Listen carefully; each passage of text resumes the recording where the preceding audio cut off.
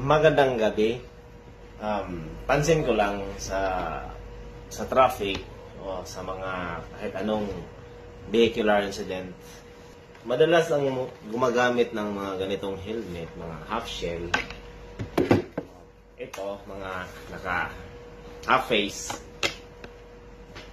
Na-prove ko talaga na mas matigas yung semento kaysa ulo ng tao. Kasi pag ito yung ginagamit, madalas sira yung mukha, sugat-sugat yung ulo, o mas worse pa yung wasak yung ulo talaga.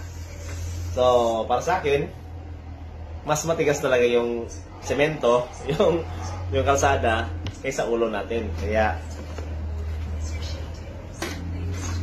payo ko na lang, gamit kayo ng full face.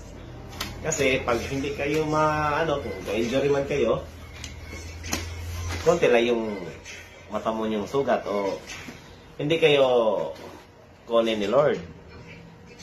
So, kung ako sa inyo, base sa